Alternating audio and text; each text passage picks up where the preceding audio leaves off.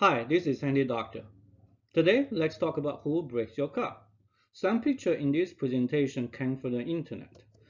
So, all credit go to the original owner, of course. If you have any problem, please let me know in the comments below. Thank you. Everything started about a month ago in a group chat.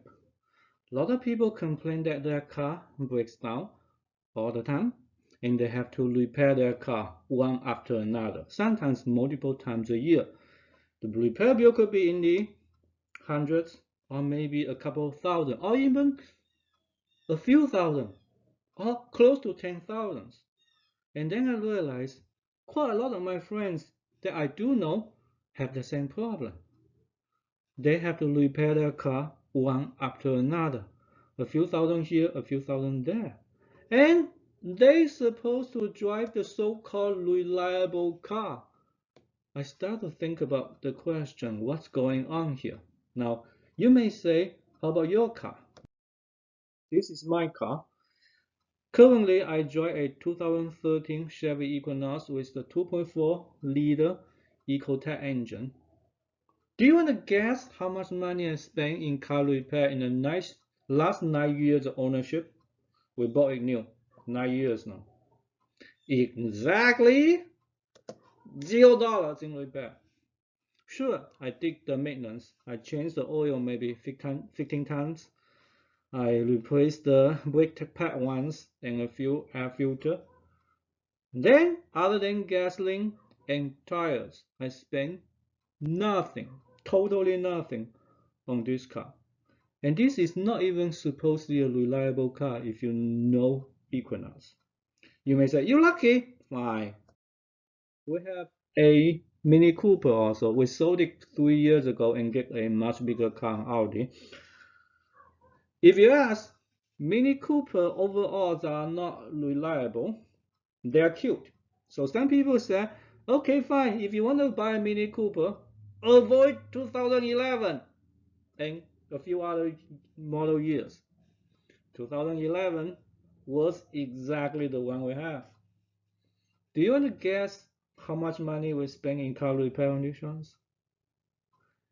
9 years again, $8.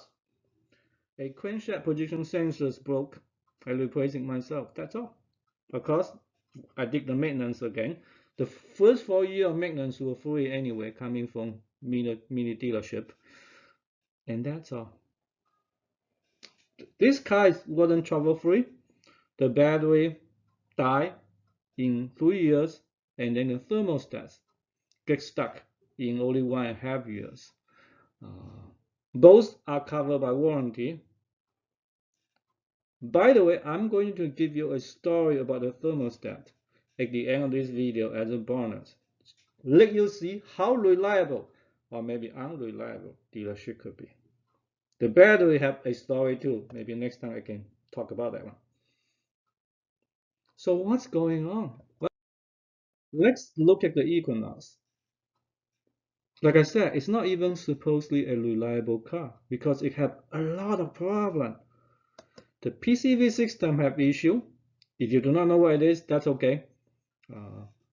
I do have a video showing you how to check to make sure the PCV system works. Though I will put the link in the description below.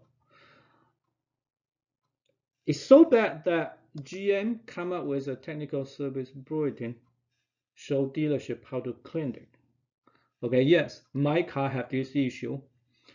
It took me 2 hours to clean it approximately, but no part to buy anyhow, so it still count $0 on parts. This car could burn a lot of oil, and it burned so bad that GM get a class action lawsuit. And to fix it, you are looking for a few $1,000s. The timing chain could have issue. Your car will run rough or may not run at all. And when the timing chain in fact break, some of them do. This is an interference engine, by the way. The engine will be total. You are looking at $5,000-6,000. Okay. Even the VVT solenoid could have issue.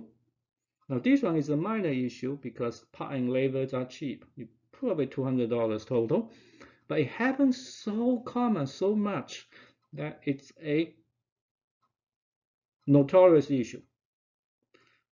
What problem do I have on my Equinox? Other than the PCV system, I did clean it 2 years ago. I have zero issues on anything else. The car runs like new. So you may say, what's going on here? Well, honestly, I thought about it. I realized the PCV system is a design defect from GM. Let's put that one aside. All the other three, honestly, related to oils. If you have bad oil, dirty oil, or the levels are not right, too high or too low, well, the wear in the piston ring could increase by a lot, and then it start to burn oil, and the timing chain wear will go crazy too. The timing chain can break, and you total your engine. And when your oils are dirty, the solenoid screen can get clogged, and then don't work anymore. And no, the PCV system doesn't help because it makes the oil dirty a lot quicker. So you may say, come on, I change my oil regularly. Sure, who changed the oil for you? I do it myself. You probably ask a quick oil change facility to do it for you, or a local mechanics, or maybe the dealership. What oil your car will get? You may say, come on, oils are oil, they are the same. No, they are not the same. Your grandpa may told you that when you get oil, look for these so-called API donuts. As long as the viscosity weight match with your car's require, you are good. You are golden. Not anymore. The last 30 years, car engine become so much refined. Their requirement of oil become a lot stricter. Most car manufacturers nowadays have their own certification. You must put oil that's certified to the engine. So, and the label is in the engine compartment and also in the owner's menu usually. On the left side, you see Dexo and of course 5W30. That is for the Equinox. You need to put Dexo certified oil into it for GM engine, the modern one. The right side is for the Audi. You need to have VW 50200 or 50400 oil into it. They are not the same. So I have two jug of oil here. They both mobile one, so more or less the same product line, and they are very highly regarded. Look at them carefully. The one on the left side is for the Audi. It meets VW 50200. It does not meet Dexo. It also meets other certification by European manufacturer. The one on the right side, though, indeed meets Dexo and a Honda certification. It does not meet the Volkswagen certification. So you could not swap them. You could not put the one on the left into the Equinox or vice versa. You're not going to ruin the engine instantly, but in the long run, this is probably not too good. Now, what oil would you get at a quick oil change facility? This is the oil you most likely get. They come in a big barrel, typically 55 gallon, and they probably don't meet any certification. No, they don't break your car instantly, but if you keep doing it, you are looking for trouble. Just like most Equinox running on the street. That's the oil they get. Now you may say, okay, should I go to the dealership? Well, I probably said so in the old time. Recently, I watched a video. A very famous YouTuber said that even at the dealership, they put the cheapest oil they can buy on the market into your car. So something like this again. and he used to be a master tech at a dealership. So I kind of believe him. Okay. So what should you do? Well, if I were you, do it yourself. That's how I do it for many years now, and see how reliable my cars are. Okay, simple as that. I'm not trying to blame the mechanics, by the way. We are human beings. For the shops, they care about sale and profit. For the tech, they just want to do a good enough job to get you out of the shop so they can get their paycheck. Honestly, most of us do the same in our job, no matter what job you are doing anyway. But when I do it myself, this is my car, my money, my safety, and my life, and the safety and life of my family member. I do the best job that I could ever do. I buy the best parts and put extra caution into it. Make sure that everything is done right. Good luck with that. Now you say, okay, the dealership any better? Well, like I told you just now, they not necessarily put the certified oil into it. And because the Mini Cooper have 4 years of free maintenance, I get to observe that. They changed the oil 3 times for me. Out of those 3 times, 100% of them, meaning 3 times, the level was not right, either too high or too low. And yes, that will affect the car reliability. So you decide it yourself.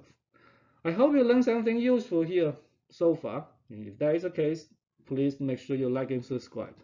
Now, let me tell you a bonus story about the Mini Cooper. And again, you get to judge how good or reliable dealership could be. About 1.5 years into the ownerships, the car overheat locally, but not on the highway. For anybody that know car engine, you can tell this is the thermostat. It gets stuck. So I make an appointment with the dealership, and I went there and told them the symptom, also my initial diagnosis. I believe the thermostat gets stuck. How difficult is that? They said, okay, great. We're going to check it. Hold on for a little bit. And we have all the high-tech device. We're going to find you the problem. Sure. After 2 hours of waiting, they came back and said we found absolutely nothing. Again, with all those high-tech device.